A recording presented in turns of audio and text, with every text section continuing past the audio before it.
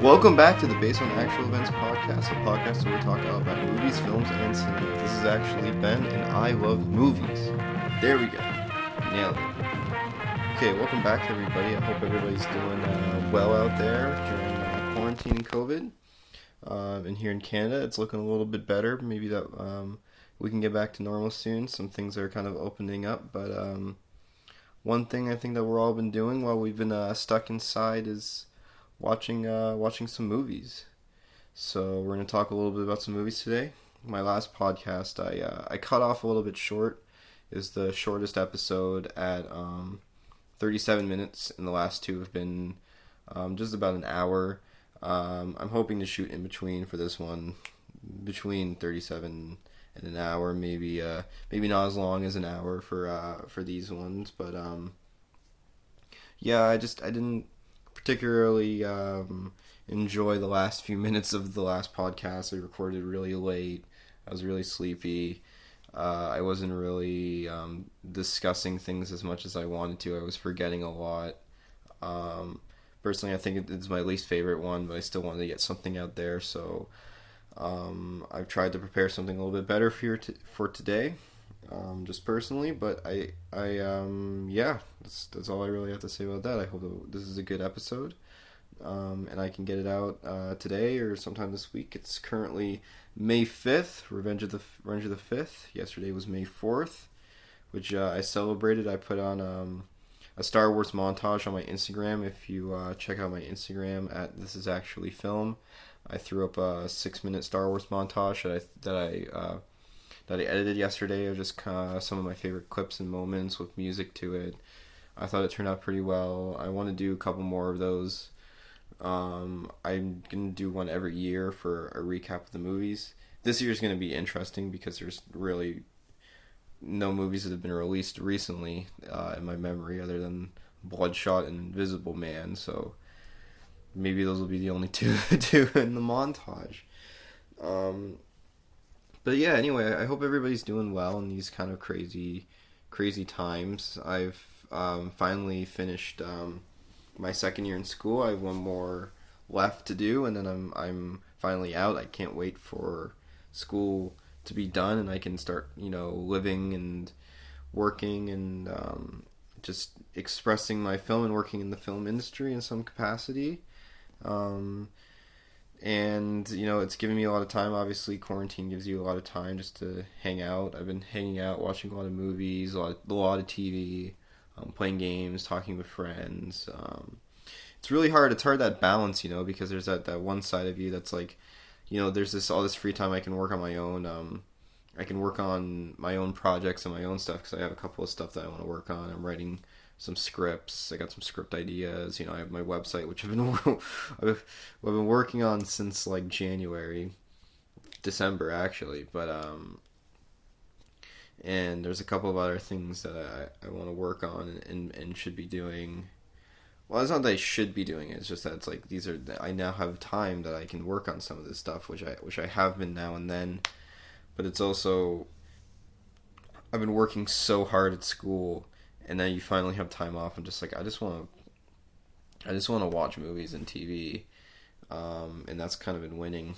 But I never look at watching TV and movies as not being productive, as some people might have a stigma about, or if you're just you're just sitting on the couch watching movies, or whatever. But I think if you watch movies, especially in my, I guess, career, I don't know how to say it. I'm not in a career yet, but what I want to do, watching movies and experiencing different directors and different movies and watching it and understanding references is never a bad thing, because you can catch references and stuff in other movies, and it just helps down the line when you you have a big movie catalog that you can work off of, especially for film festivals. If you're watching film festivals, you can see where newer directors drew from inspiration. I think that's very beneficial from watching a lot of movies, as you can see people's inspirations and stuff like that. So I never see it as not being productive watching movies and different TV. I always try to have different movies that I'm watching every so often, every day or every other day.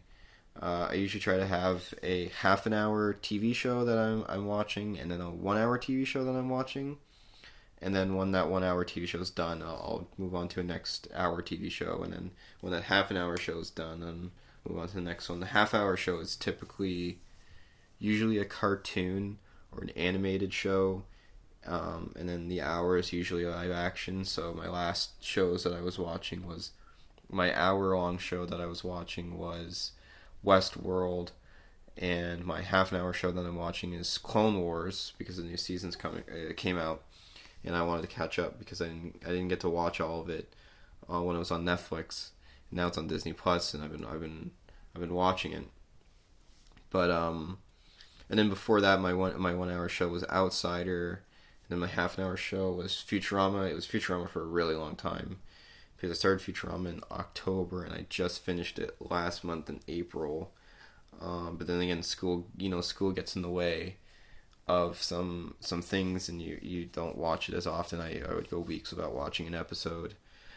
Whereas now when I'm watching Clone Wars, I don't think it's going to take as much because I finished like 3 episodes today. I finished 3 episodes yesterday. I'm probably going to watch 2 more today because there's nothing really like I don't have schoolwork. So that's what I've been doing. Watching TV shows, playing games with friends. I've actually gone back into Pokemon Go, which is funny. It was a huge thing back in 2016.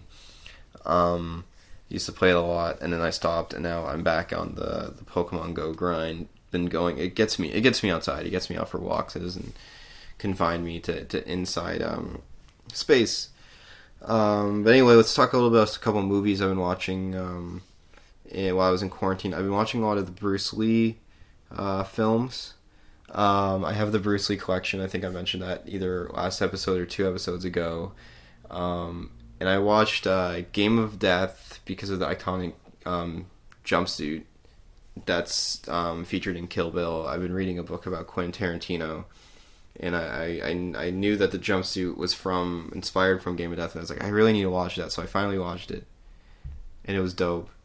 Yeah, I watched Game of Death. I've seen The Big Boss, and then I watched Fist of Fury, which is the Chinese Connection, and it's really weird because these movies are named different things in America than they are in their like originating countries. So Fist of Fury is actually Chinese Connection, and then Game of Death is actually like Fists of Fury, which is weird because I remember I searched up Fists of Fury just to see how long it was, and it was like Game of Death showed up, and I'm like, did they just give me the same movie in the package named different ways? But it's different. Fist of Fury the Chinese Connection is my favorite one. It is just, it's a riot. It's so much fun. The fight scenes are amazing.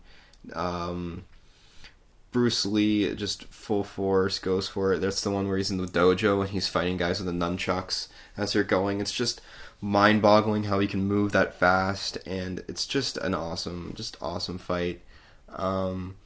And then this, oh my god, the scene at the end where the guy has a samurai sword, and he throws him, and he grabs him, and he bends him over, and the samurai sword's in the air, and it falls down directly on him, and then he's fighting the big Russian guy. It just, everything is so cool. And the thing that I caught up when I watched Fist of Fury, I watched Fist of Fury after I watched Game of Death. When I watched Fist of Fury, the ending scene in Fist of Fury, when he runs out of the dojo, and there's the police there with the guns, and they shoot him as he does the jump. That's the scene that they're filming in Game of Death, when he's playing the character Billy Lowe, who's a movie star, and he runs out, and the syndicate guy shoots him. And it really sucks that Game of Death, Bruce Lee passed away before they could finish filming, and some of the scenes there's just the different actor with sunglasses, and the final fight scenes are absolutely amazing. The fight scene between him and Kareem Abdul just is just outstanding. Kareem's like huge, so like there's a comparison pic of Kareem stretching out his hands, his arms, with Bruce standing in front of him, and just the comparison between the two, it's crazy. But the fight scene is done so well. I love it. I wasn't too fond of The Big Boss. It was okay. I think it was one of his first movies, and I know it's like okay, but Fist of Fury was amazing. I still need to watch Way of the Dragon, and Enter the Dragon. But another thing that was kind of interesting and eerie is in Game of Death, when they're on the movie set and they're filming that scene, which is at the end of Fist of Fury, and they're all lined up and they're shooting, and they have the Syndicate guy, and the Syndicate guy obviously loads his gun with a real gun to shoot Billy because he's not paying his dues, or he doesn't want to join. The director of Game of Death is like, everyone be careful with your guns. Don't point it at each other. Don't point it. These are blanks, but they're still very dangerous. Which is just very kind of eerie because Bruce Lee's son, Brendan Lee, died, or passed, I would say died because of a fatal gunshot wound to the head when he pointed a blank, a prop gun to his head and pulled the trigger, and a blank killed him. So it's kind of eerie that kind of message was sent in Game of Death, where this alarm of blanks is on set, and Bruce Lee is there, and then later on in the future, a movie which had his son, and there was a death related to that. It's kind of a little bit eerie, and there's really interesting. I want to watch these documentaries. It's a docu-series on Shudder. I think I'm going to get Shudder for a couple months while I'm in quarantine, while I can watch some interesting horror movies. They have a lot of interesting horror documentaries. They have a documentary series about cursed films, so Exorcist, Omen, Poltergeist, and The Crow, and they talk about everything that kind of went wrong on the set. They have, the actors, producers, directors, and it looks really interesting. A lot of commercials don't really... I'm not really one for like seeing a commercial and it latching on to me and being like, wow, I really want to buy that. But, or especially with streaming services, I usually just have them, and Netflix hasn't really had to convince me. But Shudder shows me a lot of commercials that have been like, I really want to get that, because there's Creep Show that I really want to watch. There's that drive-in show that I really want to watch, and there was another documentary or docu-series that was about African American representation in horror movies that looked really interesting as well, and studying like the history of African Americans in horror films, and it looks so interesting. So yeah, I want to watch that too. And we're gonna get onto a little bit of horror films later, because I cut off my conversation from last episode. But I also watched Gone Girl for the first time, which is a David Fincher film. It's one of the David Fincher films I actually haven't seen, and it was great. One of those movies where sometimes I watch a movie and I'm kind of like, when is this going to be done? I'm like, all right, I know I have to watch this because I started it now, and my phone's on, but I kind of want to go on my phone, text my friends. I kind of want to play a video game. I kind of want to watch something else. But I'll watch it all the way through, and I'll be like, that was good for this, and this. It was bad for this, and this. Gone Girl is one of those movies that just grabbed my attention, like, first thing, and I wanted to know what was happening. I unfortunately, Gone Girl came out a couple years ago, so I knew the plot. I knew she had framed him from the start. Oh, spoiler alerts, by the way. I mean, it's 2014, but that it came out. But anyway, spoiler alert, but she frames him, and I kind of knew that. I didn't know how it ended or how it all kind of tied together. I honestly thought that her framing him was the end, because in school in first year we studied the the cool girl monologue. I forget the actress's name in it. She is Rosamund Pike. Rosamund Pike. What did I say? Park. Rosamund Pike. Oh my goodness. Rosamund Pike. She does the cool girl monologue, and we were selling monologues in year one, and we watched that one. So I kind of knew that she had framed him, and I also saw that she was on like, I think it was like top 10. It was like a Watch Mojo top 10 evil genius females or something in film, and I saw that she was on that. But yeah, no, it was really interesting. I love David Fincher. I love his use of CGI. If you've never seen it, watch Captain Kristen's David Fincher on CGI. It's so cool to see like how he uses Captain Kristen Invisible Details.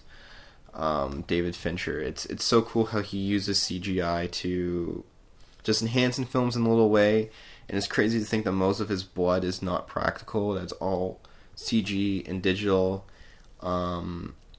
It's just mind blowing that the Social Network has more visual VFX shots than Godzilla, the 2014 Godzilla, and it's crazy that he just uses the CGI to do small details, and I personally like practical stuff.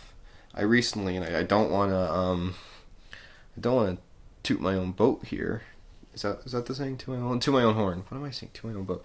I want to toot my own horn here, but TIFF has been doing stay-at-home movie things. TIFF, Toronto International Film Festival. They've been doing stay-at-home movies where they put a movie on Crave for Canada, and they have a celebrity guest, and you can ask questions. And I've been asking questions every week, and I asked a question to Guillermo del Toro, and he answered it. And it was about practical movie effects versus CGI, and he's very much like practical. You'll get, because VFX you're recreating it, but practical you're just doing it, and you might get something in practical, a mistake, an inconsistent, just something goes wrong or something, but something goes wrong not in a bad way, but something that you just can't recreate. Kind of like you just can't recreate it in VFX. In VFX, he's like it's almost too perfect, and in practical, you're always in the frame with the whatever's in frame.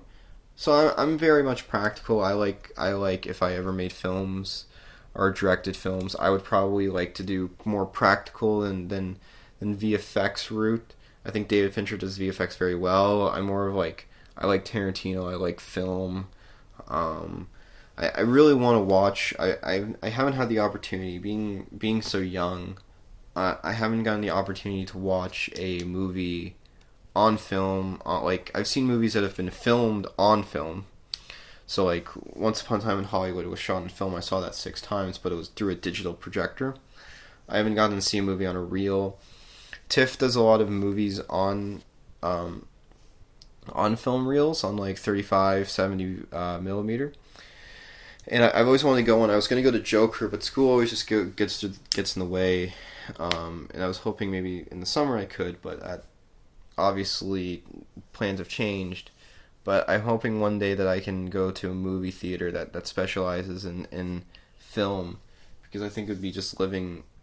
It would be so different than living through digital. But David Fincher does CGI so well, and it kind of just shows that it doesn't matter what it is, what tool a filmmaker has in his toolkit, as long as he uses it well, it works, because the CGI is hidden, it's invisible. Whereas something in Crawl, when I watched Crawl, which is a Sam Raimi produced film, he didn't direct it. The director was the Hills Have Eyes remake guy. I forget his name. But when that alligator comes through, or it was an alligator, breaks through, you instantly know it's CGI, and you kind of get lost, and you're like, okay, that's not real. But when, in Gone Girl, when they're throwing the gummy bears at Ben Affleck's head, you're like, that's totally real. I can't believe they got, each gummy bear to hit off his head perfectly, when in reality that's CGI. So I think that's really cool. I also rewatched the movie The Gentleman recently, which was so good. Guy Ritchie nailed that one out of the park. It's actually one of my favorite movies of 2019. It's one of my favorite movies of all time. I think it's a great gangster film. I think it's a great film. I think Matthew McConaughey knocks it out of the park.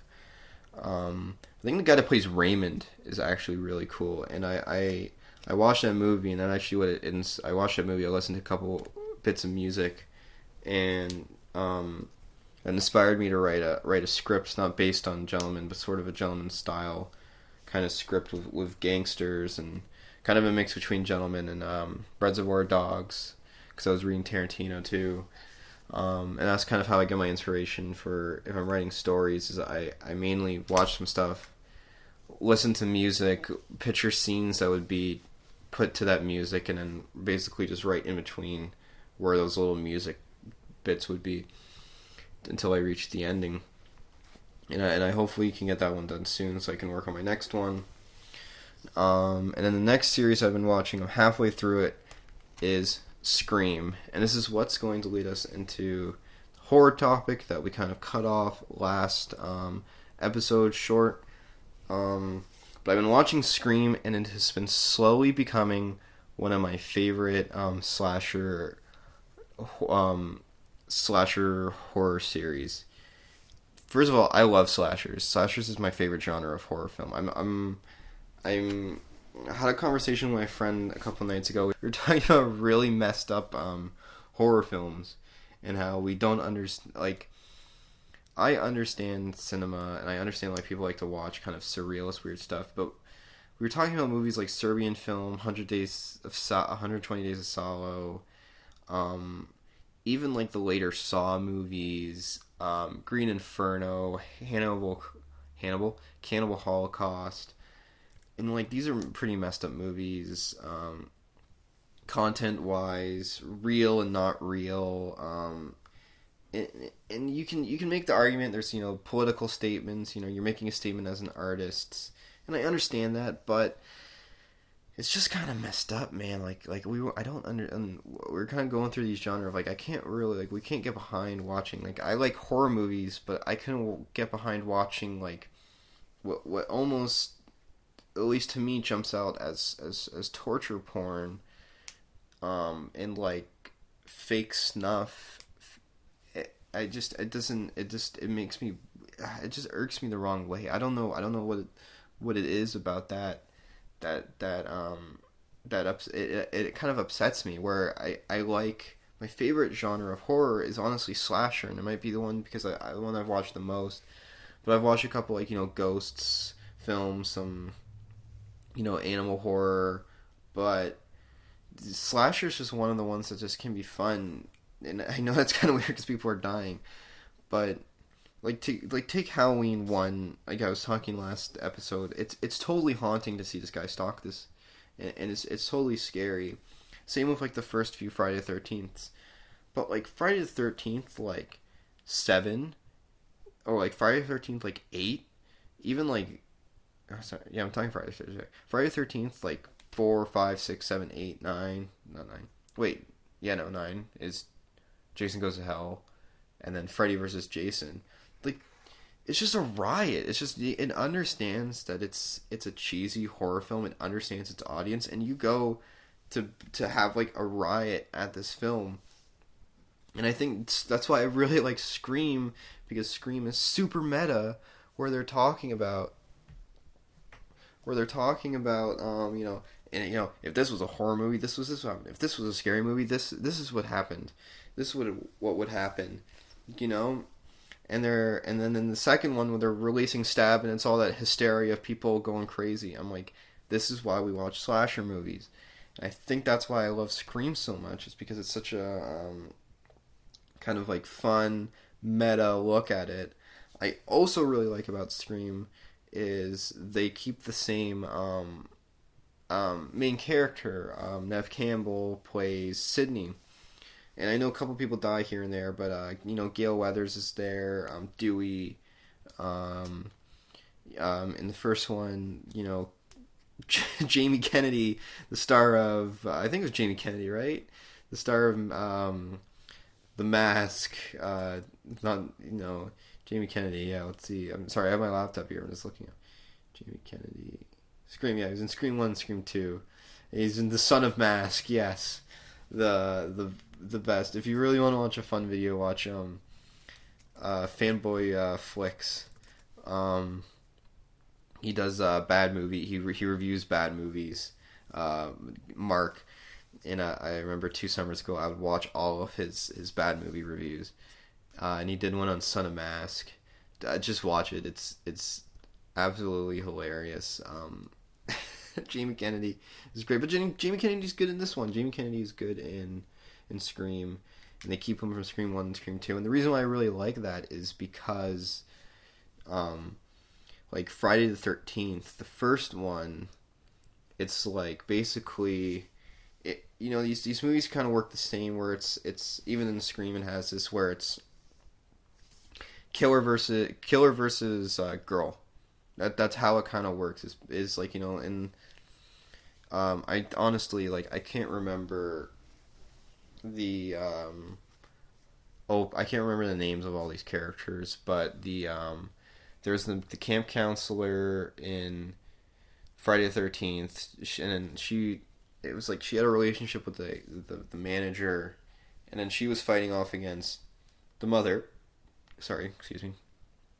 The mother, and then in the second one she dies immediately. She dies from Jason in the first couple minutes, and then it's the camp counselor girl in the second one. I don't remember their names because I watched these a year ago, and they're not like memorable characters like Indiana Jones, or Ellen Ripley, but she fights against Jason. Each one usually has a different sort of in Friday the 13th, there's a new woman fighting against Jason, and the only really person that's the same through all of these movies is Jason, except for there was 3 where it was Tommy Jarvis as a kid, which is Corey Feldman, and then Corey as kind of like a teen, and then Corey as an adult they're like all different each different actors.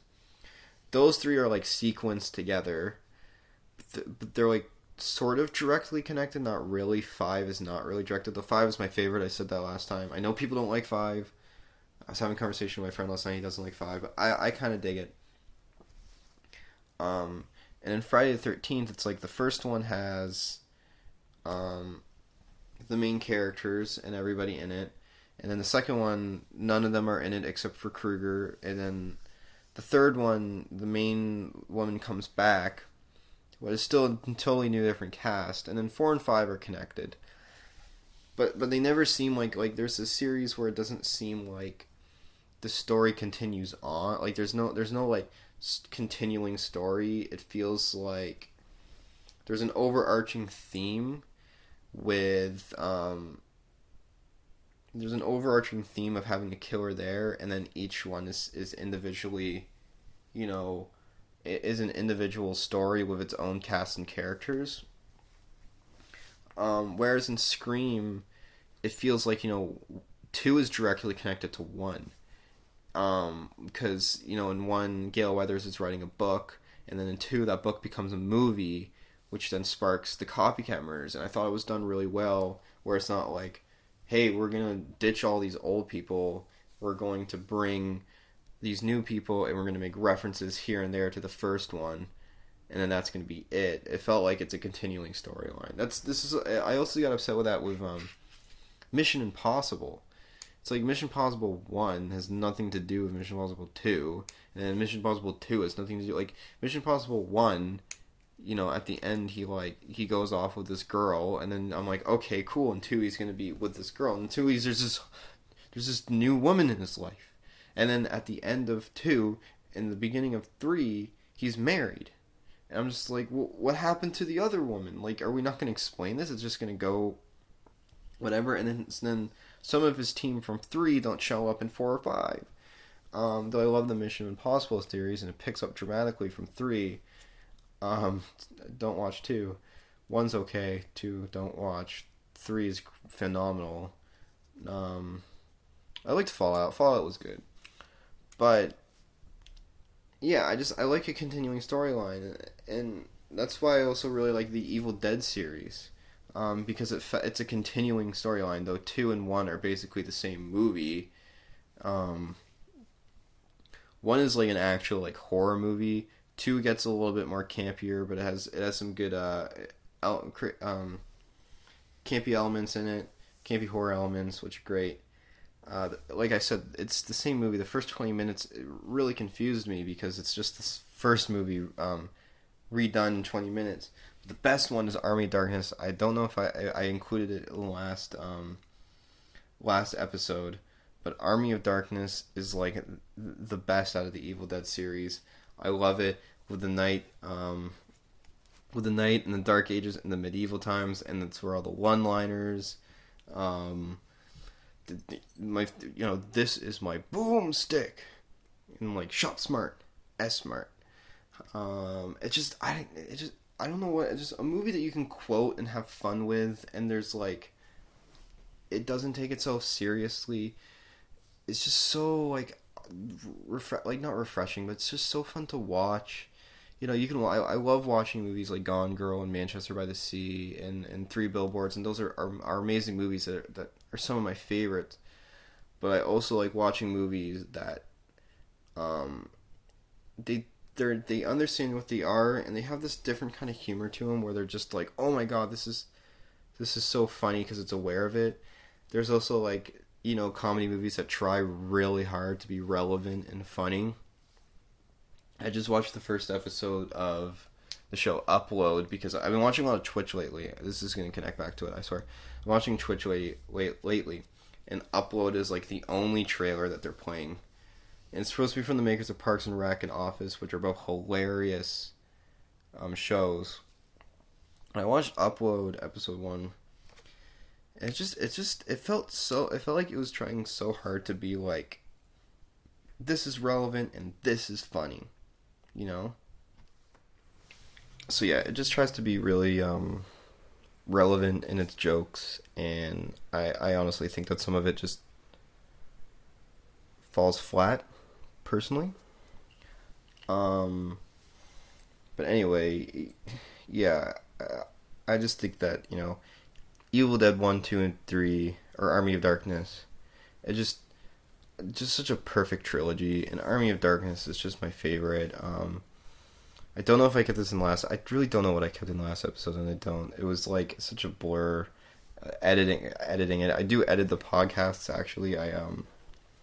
Sometimes especially with the last one, because the mic was in a bad position, so you could hear like my lip smacking when I was like thinking. So I cut out a lot of that, so it was not like gross ASMR, in your ear.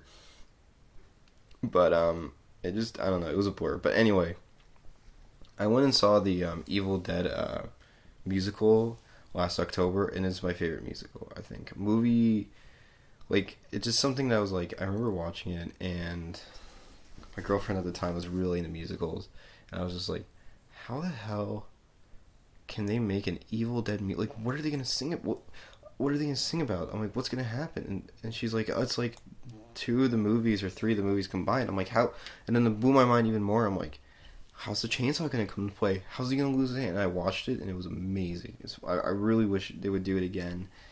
I mean, I really wish there's a time where we can go and watch a play or a movie all together again. That's a whole nother can of worms, I guess. Watching stuff in a confined space all together and stuff like that. It's tough, because we want to be together, but we can't because,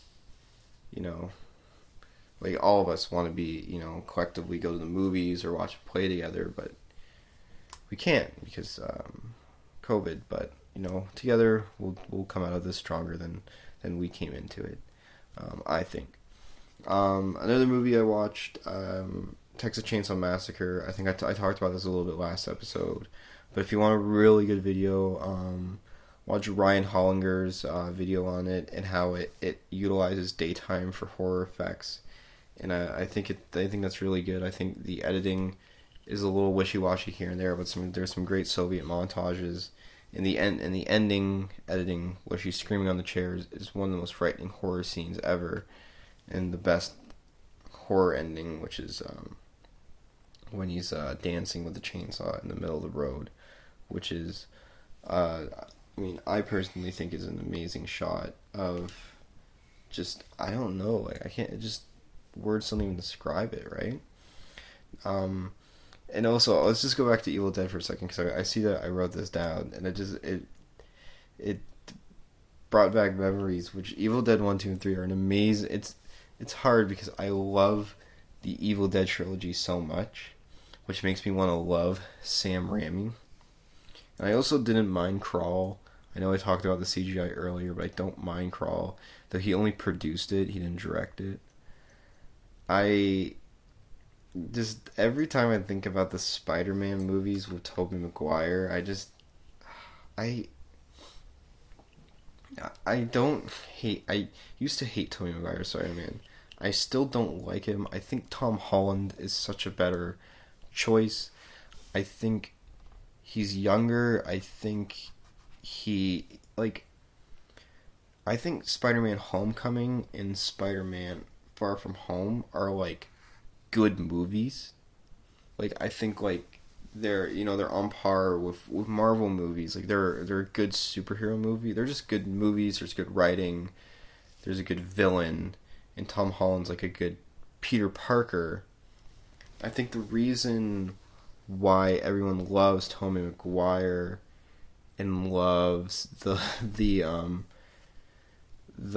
Spider-Man 1 and 2, we can talk about 3, is because how over the top they are. I think the same reason why I love Army of Darkness is the reason why other people love Spider-Man 1, because like, if you watch pretty much it, which is commentary on movies, they watch the Spider-Man trilogy, and they point out a lot of flaws, which is like, Tobey Maguire is supposed to be in high school, everyone else is supposed to be in high school, the teacher looks the youngest, why is this like this, why is this, there's also another YouTube video called Sam Raimi Spider-Man is Bad.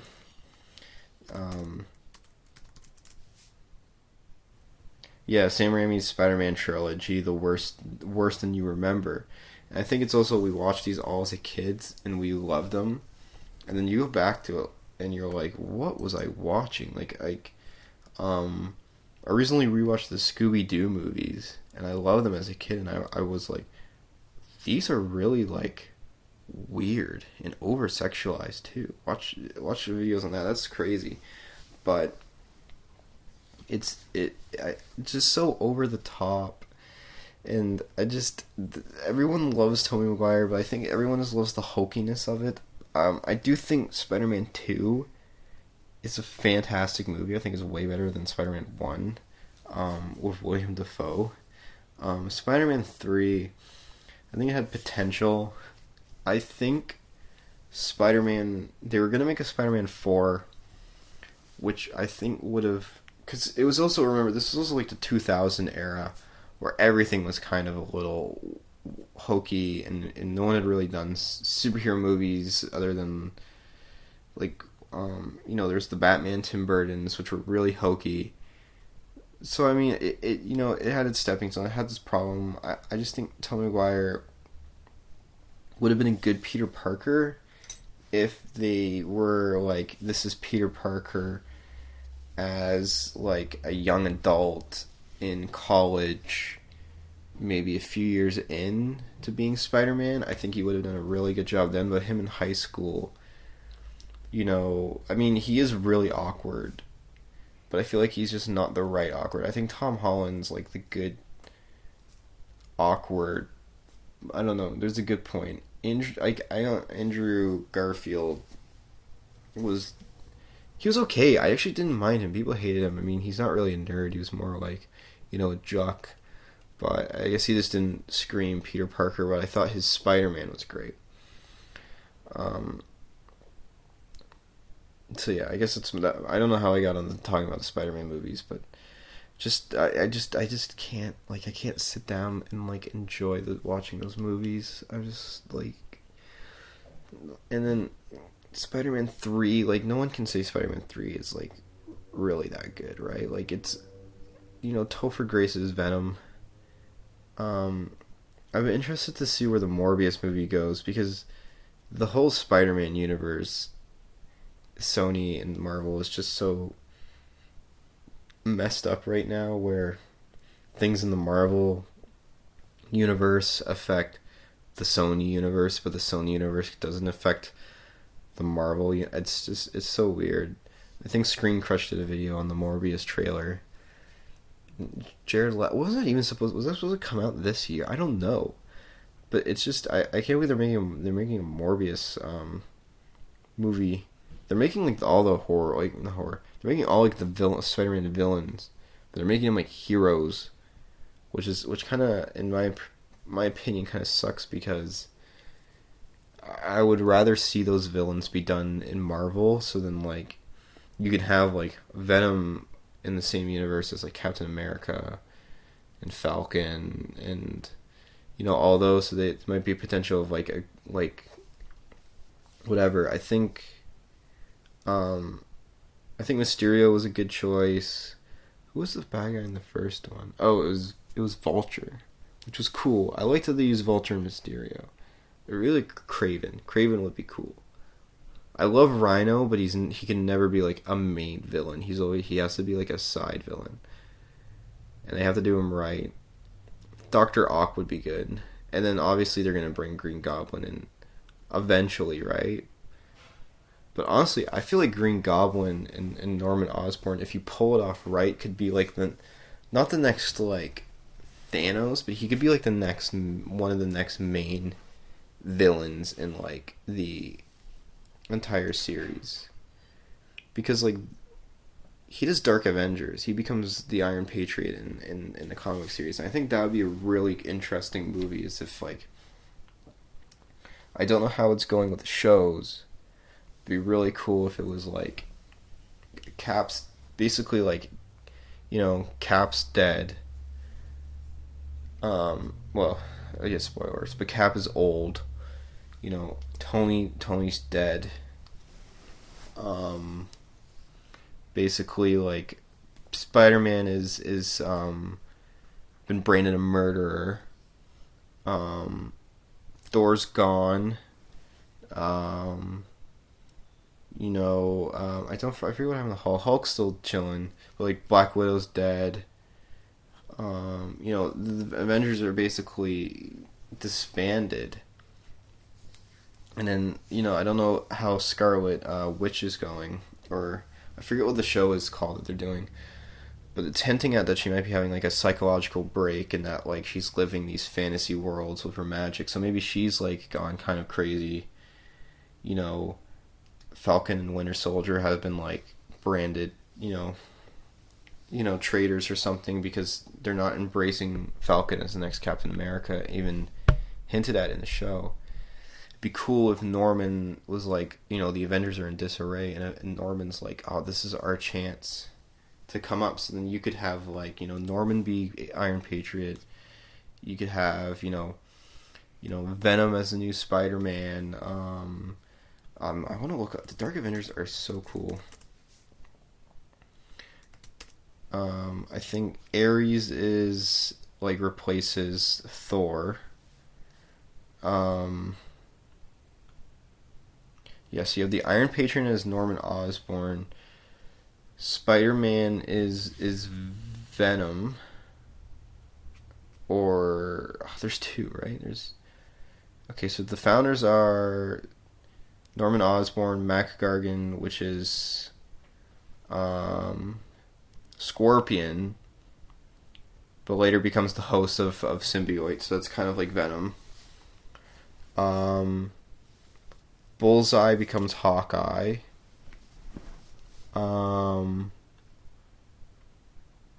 Then Miss Marvel, or Captain Marvel,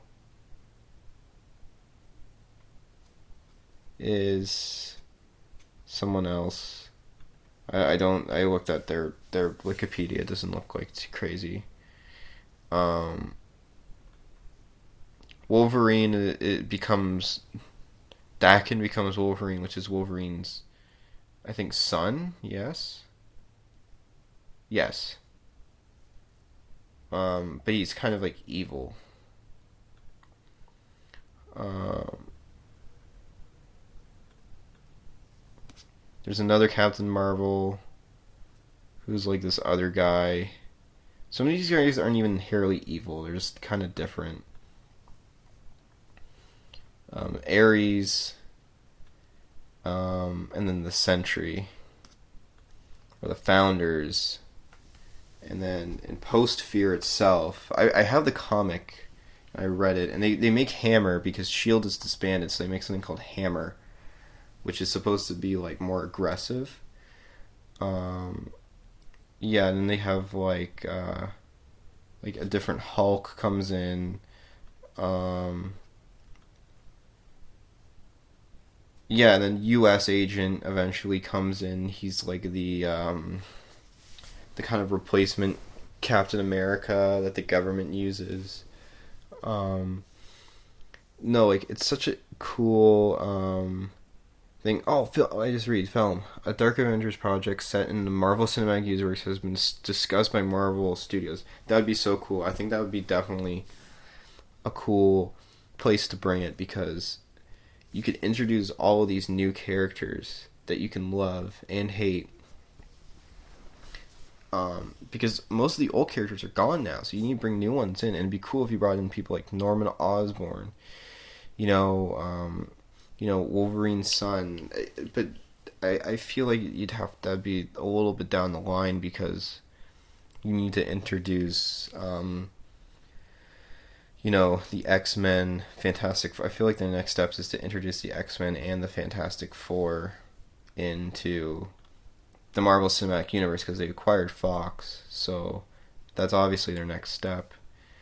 And I think they're like making a Fantastic Four and X-Men. They just they announced their next line of movies for the next 2 years, which will be, I think, their Phase 4 or Phase 5, I forget.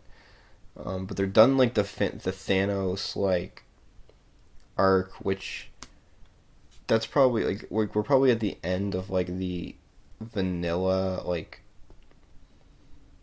known heroes. I think we were kind of getting out of the known heroes when we were playing around with Guardians of the Galaxy, and stuff like that. But now we're gonna go. I feel like they're gonna go more obscure. I mean, you can even see. Let's see the Marvel movies for Phase 4. I think it's Phase 4, right? Yeah, so they have Black Widow. This is an old picture because Black Widow is supposed to be released on May 1st. It's May 5th, and it's not out obviously because it got pushed back. But see Black Widow, which was supposed to come out, but obviously all these got pushed back, and it really sucks because now we're gonna have to wait even longer. Because they announced all of this stuff, and then now it's just got so pushed back. So, Black Widow, The Falcon and the Winter Soldier, which is fall 2020. The Eternals, which is November 6, 2020, which is sooner than thought, and that's going to be cool because, like I said, we're getting too obscure. I've never heard of the Eternals or Shang-Chi before this. So the Eternals, November 6, 2020. Shang-Chi, February 12th, 2021. WandaVision, spring 2022. Doctor Strange in the Multiverse of Madness, which I think is probably at least my most hyped movie I'm excited for, which is May 7th, 2021. Obviously, these all got pushed back. Even Doctor Strange, I believe, did, because they're if one gets pushed back, they all get kind of pushed back. Loki, which is spring 2021. What If, which is summer 2021. Hawkeye, which is fall 2021. Hold up, the picture kind of gets cut off here. And then Thor: Love and Thunder, November 5th, 2021. Which is crazy. And I feel like there's going to be more. Because that's only like, what's 1, 2, 3, 4 movies. No, wait. 1, 2, 3, 4, 5 movies. And then 1, 2, 3, 4, 5 shows. Yes. And they said that you have to watch the shows if you want to keep up with the movies, which is obviously smart because they want people to buy Disney Plus, which I did. But also I get Star Wars stuff too.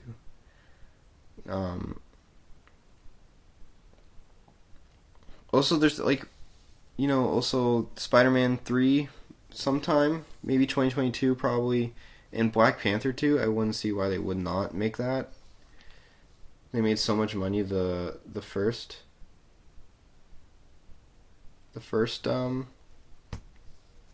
one, so I feel like there's more coming. Martin Scorsese, you can say they're whatever, a roller coaster or not cinema, but like you have to appreciate what they did with building a literal whole universe. It's impressive, and they planned it from 2008 to 2019. They planned it out. They didn't rush it. I mean, I think they handled it great. Like their entire story and how everything connects into another one, and how each movie is its own contained, but it has like connecting. Like I kind of want to go back and literally watch all the Marvel movies back to back in like order, because that'd be so cool. Because you can see it all kind of happen in real time of like the events. I think that'd be really, really cool. I think they did it really well, and because like I can't even think of another movie series that did something like that. That like it's not even a series; it's a literal universe. I mean, you can say Detective Comics, DC Cinematic Universe, but let's just search up the Cinematic Universe for DC. No, I don't want news. It's just like, it's so wonky. It's like Man of Steel, Batman vs. Superman, Suicide Squad, Justice League, Aquaman, Wonder. It's like they did it perfectly with Marvel, where it's like, okay, this is Iron Man, and this is Iron Man's movie, and this is how he kind of connects with the world. This is Hulk, and this is Hulk's movie, and this is how Hulk kind of connects in the world. This is Thor, and this is Thor's movie, and so his origin and how he kind of connects with this world. Here's Captain America and Captain America's movie, and how he kind of connects, in this world, and they all build it up. And then you get to Avengers, where they're all, together, and you finally get to see them together, and you're like, oh my gosh. And then here they are breaking off, doing their own thing. They kind of cross over here and there, and then they're all together again. And then they're building all these other characters too, and you're like, I want to see them all together, and then you finally get it in Endgame. Where I feel like they were like, for DC, it's like, okay, we have Man of Steel, we have Superman. Okay, now we need Batman, so we'll do Batman versus Superman. We'll also throw in Wonder Woman there, and then we'll have a whole sequence where Batman finds a chip that introduces Flash, Cyborg, and Aquaman. And then we'll have Suicide Squad, which introduces a whole bunch of new characters, and we'll have Batman in it too. And now let's do Justice League. They didn't wait. They did it like 2 years. Literally, like, Iron Man comes out in 2008, and Avengers came out in, like, 2012. They waited 4 years to build up their entire, like, hero catalog until, Avengers, which was a huge payoff. It worked. They built a whole world. They built a whole universe. So, yeah, I mean, I love them. I mean, I think they did a great job. So I think this episode is actually a little bit longer than thought I actually I covered more than I want to talk about. I got on a whole Avengers rant, which, I like when I go on rants because it's actually fun content. And, the last episode kind of discouraged me because I wasn't, I think I just recorded too late. And I wasn't feeling confident with it. But this one's brought me back up, and I like that. So I am going to talk about one last thing, and then we'll get out of here. Which is, dude, the weather, at least here where I'm living, has been pretty nice lately. Though it's gotten cold in the last 2 days. It's now 6 degrees Celsius, not Fahrenheit. But it was really warm over the weekend, and I want to do this. And I talked about it. I want to. It's hard to do because I don't know if it's gonna work or not. But it's so nice outside, and I want to either get like a projector and project movies on the fence with a white cloth, and have like my own drive-in in the backyard. Like, that'd be so much fun. You have a fire pit, put the fire, cook some food, and just and watch a fun movie, and like watch like grindhouse exploitation films, or just even just like Army of Darkness. Like, I feel like it'd be so much fun. Or take the TV and put it outside. But the problem is I don't have like those movies on hand. Like, I use streaming, and I don't know if the Wi-Fi would connect. Yeah, first world problems. But I think that'd be fun. I feel like that'd be fun for if people are listening. Like, that'd be a fun way to pass quarantine time. Is maybe try to make their own drive-in movie theater, or do fun movie experiences, because movies is something we can still experience at home. And I feel like it'd be cool if we can try to invent cool ways to watch movies together as a family, or as close friends. So yeah, that's the last thing that I want to say. I want to say thank you for listening again to this episode. I'm gonna try to possibly get another episode out by the end of May. So, maybe in like 2 weeks, 3 weeks, but get something out by like the last week of May and see where that is. Cause we're looking at, I don't know how longer lockdown's gonna go or whatever, but I felt bad for keeping that episode short last episode. So I might do it longer the next one. Also, when quarantine's done, I'm going to try to get some guests on. Obviously, not well-known guests because, I'm not famous or anything. But, my friends... I was talking to my friend last night, or 2 nights ago, and we were talking all about movies. He would love to come on, so I think... And he's really good at knowing movies and knowing a lot of stuff, has cool opinions. So I think it'd be cool to have him on. So, yeah, I also want to invest in a better microphone for recording. I think that'd be cool. So I can kind of make this official. Sort of. I have a lot of dreams to do with this. Like, I want to have an official mic. I want to do a video podcast at one point. But I feel like I would need 2 cameras to do cutting between angles. But, yeah, we'll see where this goes. I'm not going to stop not putting them out. I also want to make some other content, a couple other YouTube videos, maybe some video essays. I also want to do, like, all the stuff that I do for video essays and stuff like that. It takes a while to do and to export and to update. Like, these podcasts, the reason why they take so long after I record them to put them up is because I usually listen to them all the way through. And edit them in case there's any like loud noises or weird gaps. Then I have to export it, which takes an hour or 2, and then I have to upload it to YouTube, which also takes an hour. So they take a little bit long, but hopefully this one will be up. I don't have anything to do tonight or tomorrow, so hopefully this is up tomorrow. By tomorrow night, May 6th. So hopefully you're listening and enjoying. And yeah, thank you all for watching. Stay inside, stay safe, and watch a movie with your family. Thank you all, and I'll see you next time. With